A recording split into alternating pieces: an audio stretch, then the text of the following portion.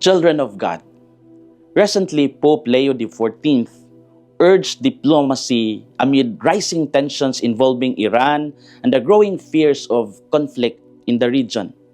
He called on world leaders to choose dialogue instead of violence and to remember the human cost of war. Many diplomats echoed the same appeal, stressing that negotiation is always better than retaliation. In Bangkok, the Federation of Asian Bishops also gathered and voiced a united call for peace across Asia and the Middle East. They encouraged prayer, fasting, and active efforts to build bridges between divided nations. Church leaders emphasized that every bomb dropped affects families, children, and the poor. They appealed to governments to step back from threats and step toward understanding. In the Gospel of John, a royal official approached Jesus because his son lay sick in Capernaum. The father begged Jesus to come down and heal his child. Jesus responded, "Unless you people see signs and wonders, you will not believe." Still, the father persisted and pleaded for help. Then Jesus said to him, "You may go, your son will live." The man believed the word Jesus spoke and started on his way. What are our inspirations for today? First, trust God's word even before you see the result. The royal official did not see an instant miracle. Jesus did not travel with him to his house. There was no dramatic signs in front of his eyes. There was only a promise spoken in simple words. The father chose to believe. He turned around and walked back home with nothing but that promise in his heart. While he was on the way, his servants met him with the good news that his son recovered.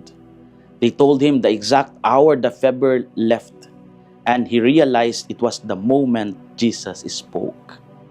In our lives, we often want proof before trust. We want solutions before surrender. But faith sometimes means walking home while the problem still looks the same. We need to learn to hold on to the word of Jesus even when we do not yet see the change. Second, let your faith bless your whole household. When the father confirmed the time of healing, he and his whole household believed. His personal trust became a blessing for his family. One act of faith spread hope inside his home. His decision did not stay private. It influenced the people around him. His household saw what trust in Jesus could do. Faith moved from one heart to many hearts. Today, we ask ourselves, do I trust God even when I do not see immediate results? Does my faith give hope to my family and my community? When I choose peace, patience, and prayer, do others see something different in me? Our faith is never only for ourselves. It can become light for others. Children of God, in times of global tension and personal crisis, we remember that a simple word can carry great power.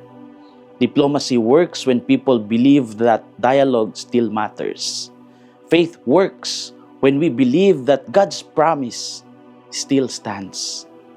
World leaders are invited to walk toward peace with courage in their decisions.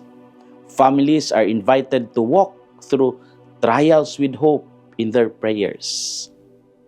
We do not always see instant results, but we continue to believe, so that in God's time, God will grant what our heart truly desires.